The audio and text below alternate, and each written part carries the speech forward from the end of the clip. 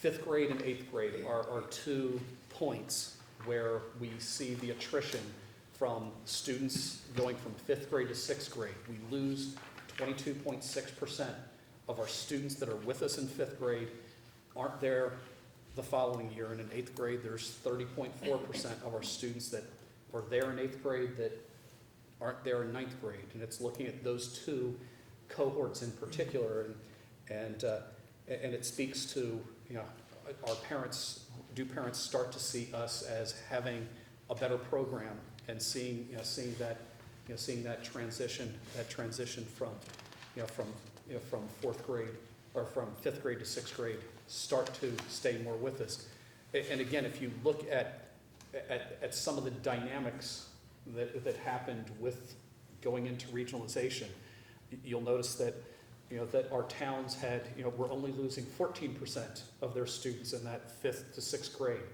And then there was the anxiety of, oh, what's regionalization going to bring? And that went up. And we see that hopefully quickly drop back down. And, but then again, you saw a little bit of the reverse of that, with the promise of a new high school, that 44% heading out and then that dropping back down. And I think part of that was opening the doors to having more sports, that we were getting the kids from Chatham, that you could go to Chatham High School, but be part of Monomoy regional athletics. So that was a factor to help keep kids in there. But again, I think part of Skip Patterson's question is that, like, what are those pieces of data, the data points that we're going to look at over the long haul to come and say, are we heading in the right direction?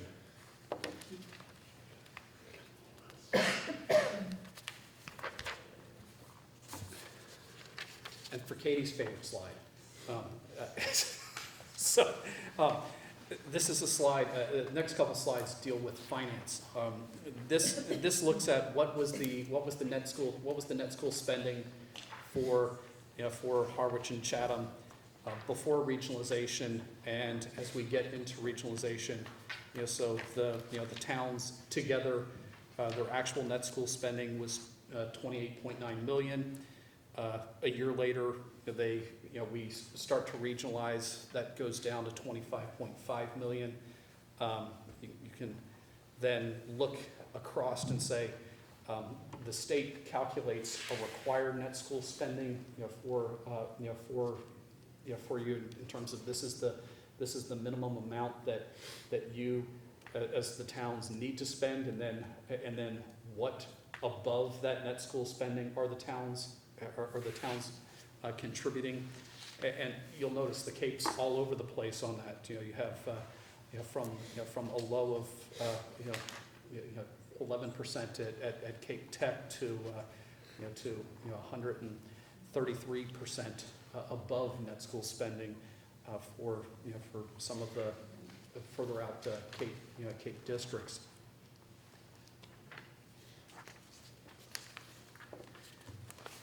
Per pupil expenses, these are some of the ones some of the next few slides are some of the things that I've painfully been writing about my own dissertation research. But if you look at per pupil expenditures, going at, if we just look at FY12, Chatham was a little bit over 17,000, Harwich 14,500.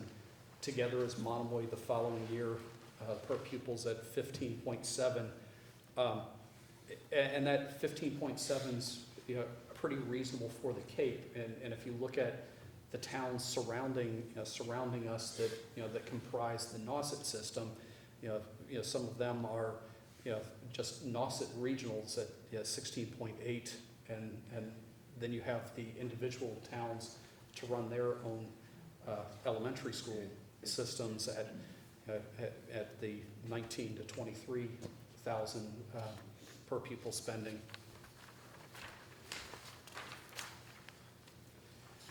And one of the things that the FinCom is really focused on is a lot of questions on choice. What's happening with choice? How many kids are coming in? How many kids are going out? And I think that one of the things I feel like we're having to combat sometimes is this notion of, oh, it's, if everybody was just choicing out, we would just be paying $5,000 for, for everybody. And the reality is that there's always going to be need for a local school system here. And, there's the systems to our north or west can't absorb all of Monomoy. You're going to have that local system. So how do you balance out the number of students that are going out, and at least my hope is, that we can build this district so that we'll see fewer students going out, more families seeing us as the choice for them. But this looks at sort of the history of choice out, for the Cape communities over the last decade, and you'll sort of notice there that Chatham had very few students choicing out in 2005, and that was slowly creeping up and up and up over the past decade. Harwich was having almost doubled over that time period, with many of their students coming towards Chatham, and that was part of the thing that fueled regionalization.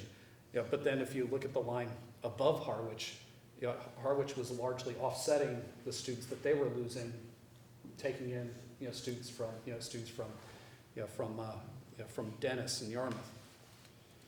And of course, with all those students came a considerable amount of money. Chatham was paying out $400,000 roughly in school choice dollars in 2012. Harwich was paying out $1.2 million. After we've come together we're paying out just over $1 million in FY14. And then you have the other side, the other side of choice, and this is what we've been carrying in the budget. What's the amount of money that comes in? Currently there's $1.5 million that's coming in from choice dollars. And again, this just sort of looks at how many students have been coming in and out over time. You can show that slide. So choice in, and then the next slide looks at the number of kids that are heading out to charter schools. And again, that's tuition that's heading out the door. Again, the charter schools, there's more seats, over this past decade. The school age population's declined on the Cape, but the number of charter school seats has increased. So that's created a challenge for some of the school districts, and then you can look, while we have a challenge with students that we lose to the charter school, there are other districts that get hit significantly more than we do.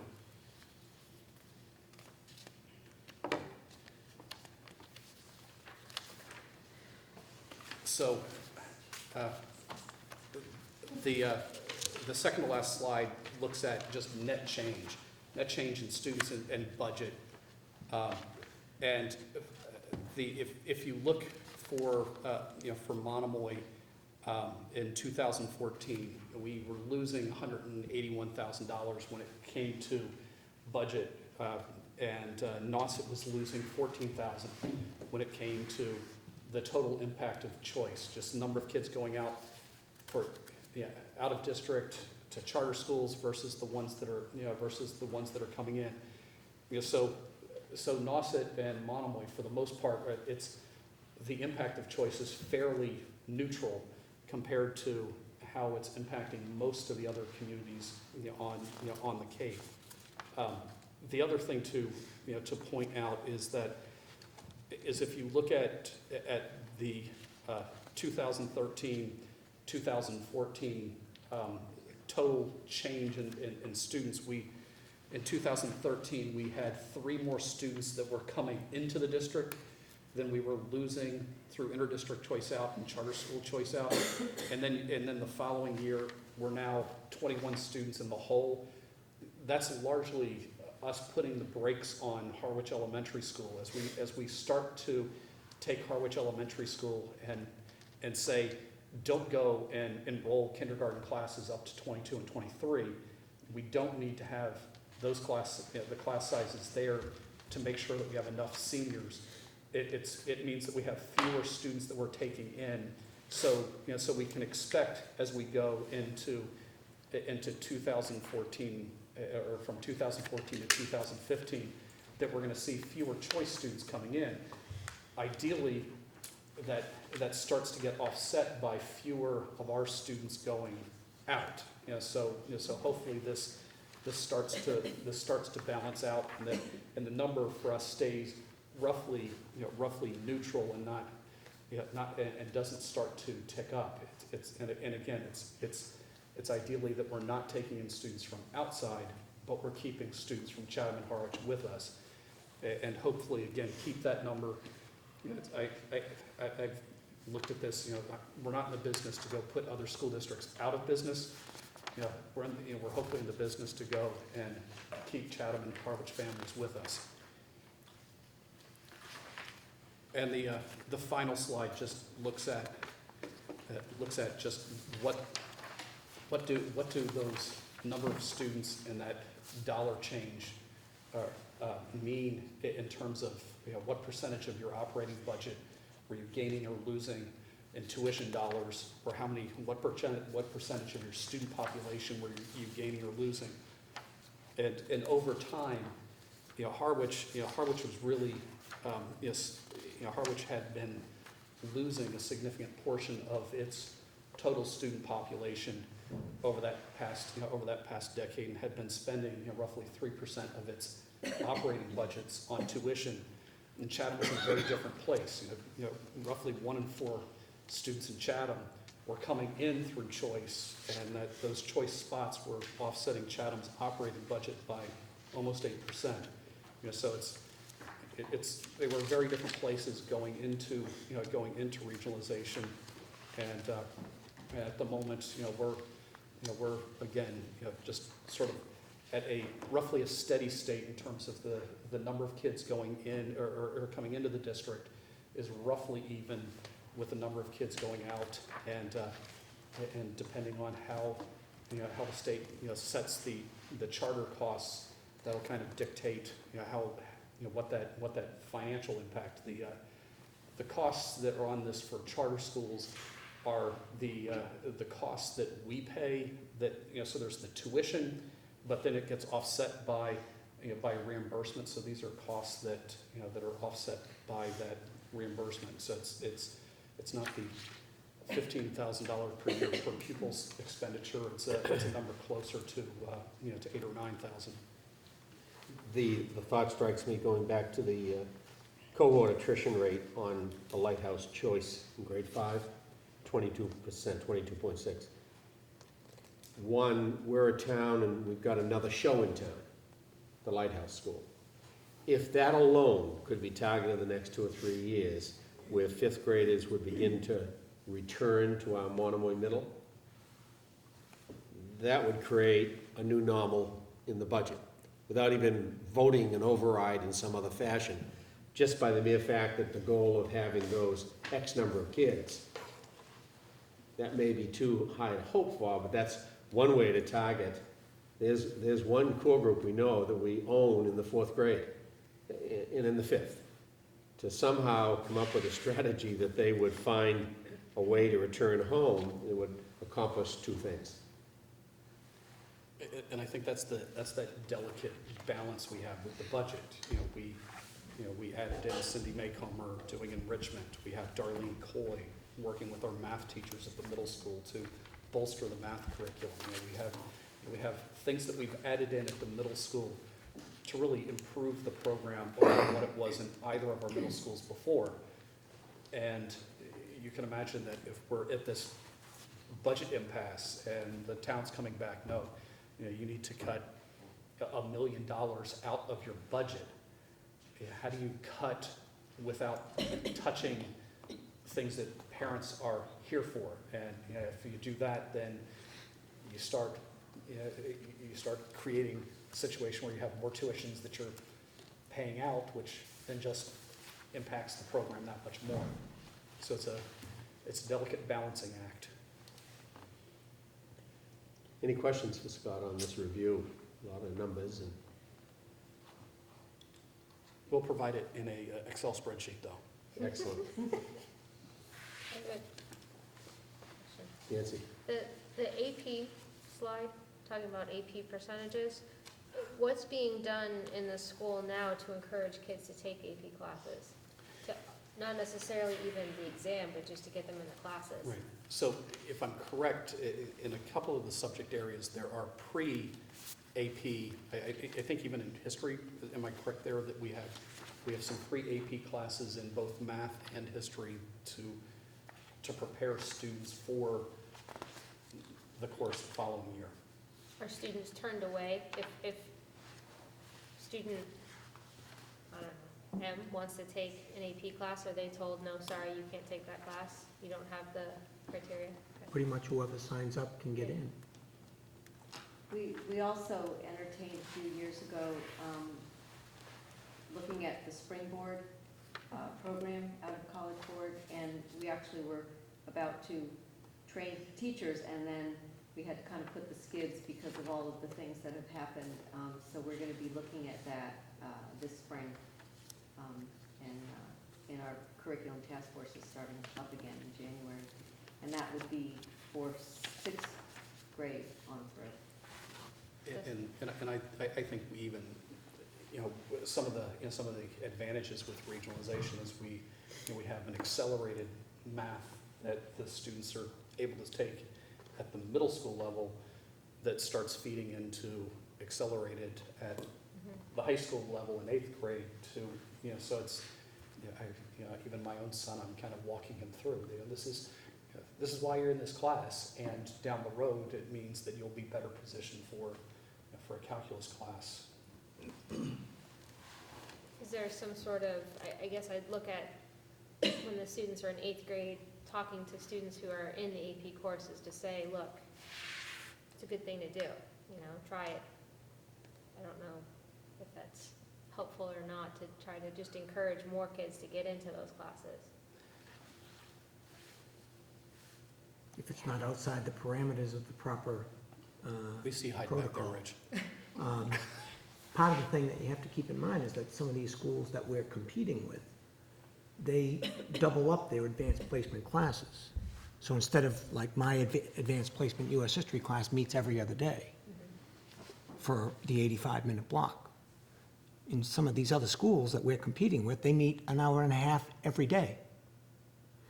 And plus it gets to the issue that was brought up by the young lady earlier, and the scheduling issue is a very complicated one. But when you're taking 8 classes at the same time, and you're taking 1 or 2 AP classes, you can see how that contrasts with a school where, for example, if you're taking 2 AP classes, that fills 4 of your 8 blocks. So it's not just the amount of time that you have on task in the advanced placement class, it's that you don't have what was being described so eloquently by our student speakers earlier about not having the time to do what it takes to be successful in the class. So that's just another one of the twists in the complications of the schedule. It's not that it can't be accommodated within the current schedule. It's that what are you doing with the specific class options within that schedule, if that makes sense. I guess instead of, this slide being percent of students who are enrolled that actually take the exam, my concern would be more percentage students who have an option to take an AP class but choose not to, or the percent of students who are actually taking at least one AP class, just to push them along. There's an encouragement for kids to sign up for it. Right. There's no wall that's saying, no, you're not Good. allowed in here. Generally, if a kid wants to challenge themselves, we've been encouraging them to do that. Good.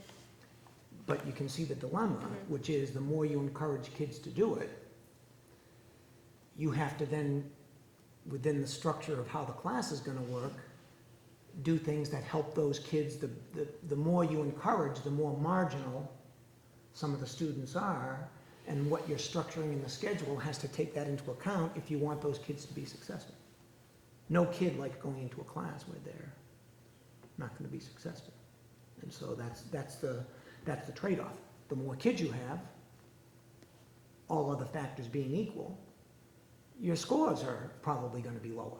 That's what happens with SATs. You had the SAT slide up there. The greater percentage of the students who take SATs, all other things being equal, then the average score tends to go down. It's just statistics. And so those are variables that have to be looked at when you're considering those things.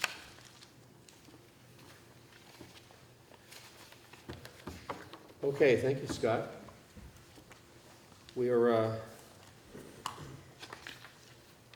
into the action items of which we've already voted for the European Madrid, Paris, Rome trip. Item 2, disposal of surplus materials. I said earlier, it's nice we talk shortfall and deficits. It's nice during one of our meetings to talk about the surplus. So,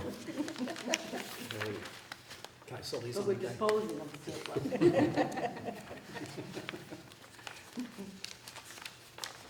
in our packet, we have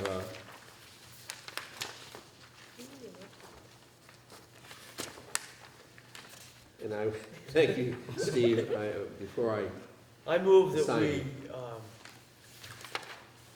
declare surplus materials from the Monomoy Regional High School history textbooks dating from 1997 to 2007. From Monomoy Middle School, 2 broken overhead projectors, and also from Monomoy Middle School, the library, assorted broken monitors. And that's all we have for this evening. Second. all those in favor of